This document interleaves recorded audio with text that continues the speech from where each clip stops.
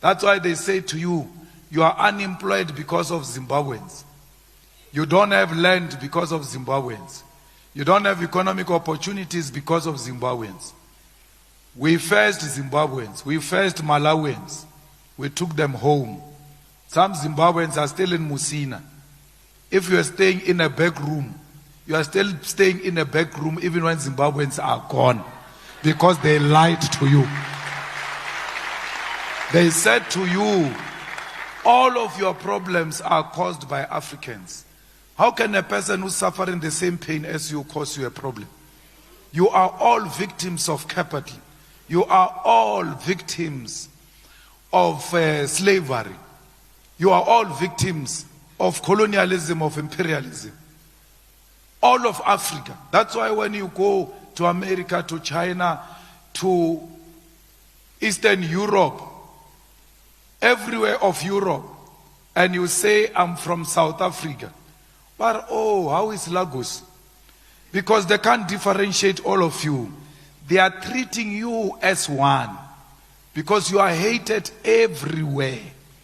Then they come in and depoliticize you by planting a seed of division. And you see your fellow African as an enemy. And you see a European occupier as an investor. A person who keeps you out of the gates of the economy is the most loved person. This economy of South Africa was built by all of Southern Africa. All of Southern Africa, African economy was colonized by Cecil Rhodes. All of us.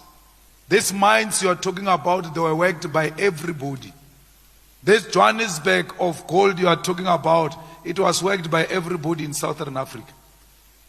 This country was built by all Africans who contribute. Leave what they say that, no, they got you in exile, they were, leave that.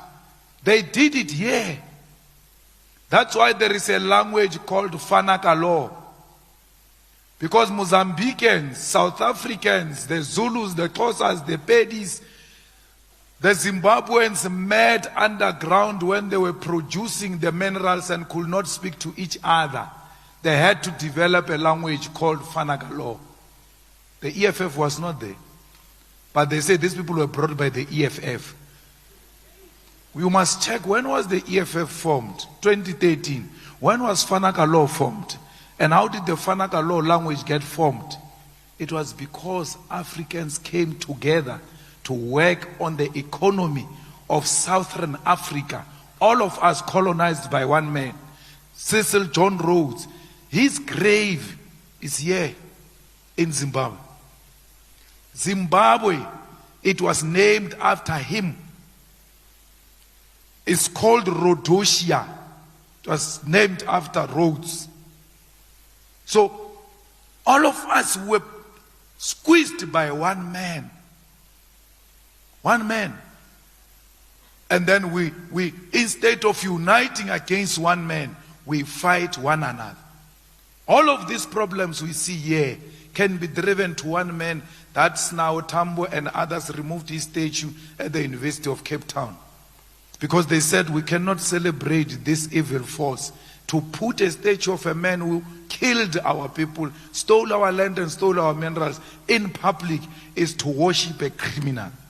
That was a just cause to remove a statue of a criminal. So we are where we are because of the occupiers, not because of Zimbabweans. They do that to you because they depoliticize you. And that's why I'm telling you what I'm telling you, even when they say to you, don't vote for him because he says these things that he's saying, don't vote for him. I don't care about votes. I care about politicizing the youth. As long as you are politicized, if you are politicized, you are going to rise one day against the system, the evil system of Donald Trump. Why should we prioritize elections and votes over the lives of innocent children that were sleeping in cold weather in South Africa because you chased people out of Alexander? Here is Alexander. Millions of black Africans are squeezed together in one place. Next to Alexander, there is an open land owned by University of Witwatersrand. Witwatersrand, because it's associated with a white man, these blacks are scared to go and occupy that land. They will rather stay in squalor, squeezed, cramped, like sardines. And then they see a land that looks like it's owned by a white man. They will never go there. Instead of say, but we can't live like this. Let's unite and go and take that thing. We don't do that. A good picture, it's a picture of Stellenbosch. What is that? Kamnandi, just outside Stellenbosch. There's a squatter camp. It's formalized now. There's a squatter camp here. Those guys stay like this. And it's a bit on a hill. When you are there, there is a beautiful land, green all over, going those many hectares, with one house of a white man in a 3,000 hectares of land. One white house, British colonial design house. They will never go there. And when I go to Kamnandi, I say to them, we must go and take that land. We must go and occupy that land. We can't live like this. They don't go, but I will never stop. Because to politicize people is not a quick arrangement. It's longevity. If you are used to quick, it's your own problem. We are used to longevity. So revolution is not I'm coming. No. Revolution is about working on instilling ideas on young people until they appreciate these ideas. And one day when the youth of Kamnandi stand up and go into that farm in Stellenbosch, they will be speaking about us the same way we speak about Ngobese-Zuma. When he said those things, he never thought that he is going to live to see them. But he was saying them to instill and plant a seed that will be produced for future generation. And we are beneficiaries of what he said here in Teflo. So we formed the EFF to politicize the people, and we formed the EFF Youth Command to politicize the youth of South Africa, because they wanted to depoliticize you by calling you AMA 2000. That you are so defocused, you have no idea what's happening, and they want you to believe that you have no role. Yours is just to push vibes, and you have nothing to do with what can change the country. And we're doing everything in our power to counter that. The mines should beneficiate the economy of South Africa. We must beneficiate those mines here. So every time you see a truck full of minerals going to that place in KZN, Richards Bay, when you see a truck from Skukun full of chrome, from Kopan full of chrome, hitting the N1 to Richards Bay, you must know inside that truck is our jobs. They are going outside South Africa, those jobs. That's why we are fighting, that we need to beneficiate these minerals here. When you mine platinum, when you mine chrome, those who go and mine it is jobs. When you produce it and process it in a factory or industry here in South Africa, is jobs. When a finished product is produced and is sold to the outside world, is economic opportunities accompanied by jobs. So you will never create jobs with the economy you don't own. That's why we want to nationalize the mines. But the problem is, they say to you, if you nationalize the mines, the investors will go. We say, can you define what is nationalization? Nationalization means state ownership. So we've got schools that are owned by the state, including this university, state-owned. Therefore, it is nationalized. But it doesn't mean there are no private institutions. So let's go and establish a mining company that is state-owned. When there are minerals that, like the Mokopane one is talking about, there in Mokopane, I don't know if Anglo is still mining itself, because Anglo is no longer mining in South Africa. They get a mining license and they give the mining to small companies to mine on their behalf. But in Mokopane, Anglo was mining itself. Why? The mineral was so profitable. The platinum in Mokopane, you didn't have to use sophistication and blast and all manner of things. Just with excavation, you are able to produce that platinum. It is profitable because you don't spend money to take it out. Those are the kind of licenses you give to a government mining company, because they must go and mine without spending too much money. Take out the mineral and sell that mineral and take that money into fiscus and give you free education paid for by the minerals of South Africa.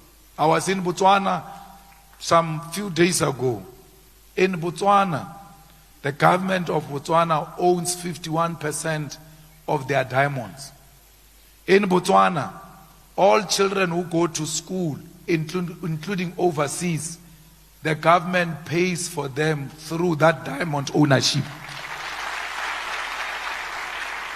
What makes matters worse about Botswana is that they don't only pay for the fees of these children, they also give them monthly allowance. They pay you for going to school. They thank you for going to school. They pay you from their diamond.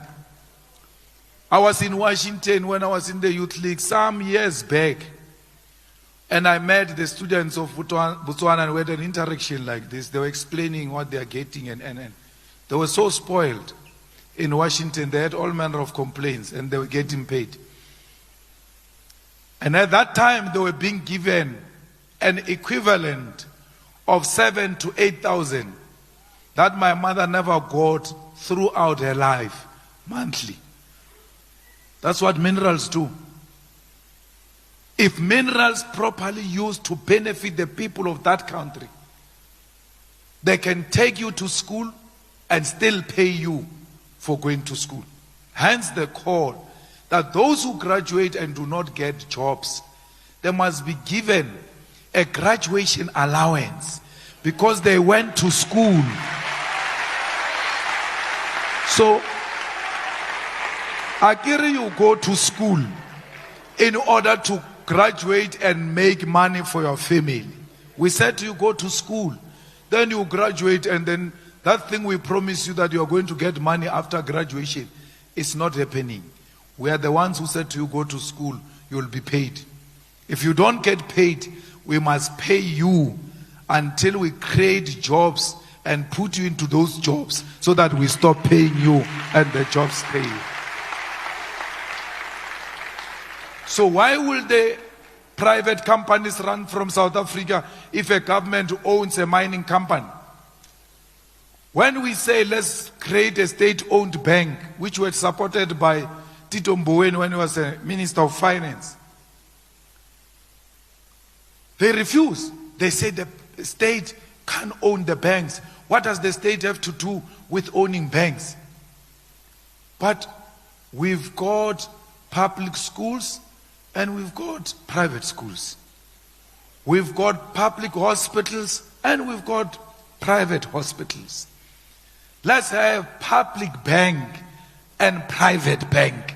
Let the people choose which one they want to use without channeling them to Standard Bank, ABSA, and they all connive. A teacher that was teaching me geography in Mtlayaneng in Seshiu still drive the same Corolla I was driving when I was in high school. Why? even teachers who are graduates, the civil servants who are graduates, they cannot afford to be loaned money by banks. That's why we must have a state-owned bank, so that we can bank with our own employees. We can finance their cars. We can finance their own houses. We can finance those who don't qualify for NSFAS because their parents work for government, even when they are not paid nothing. The parents don't have nothing.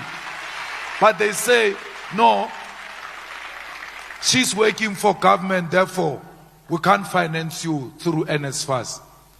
The missing middle must be financed by the state.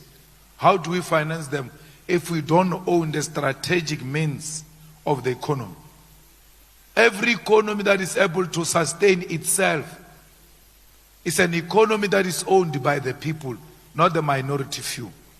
And we fully agree that beneficiation must happen. When we were last in Parliament with Ramaphosa, when I asked him about this, he agreed with me.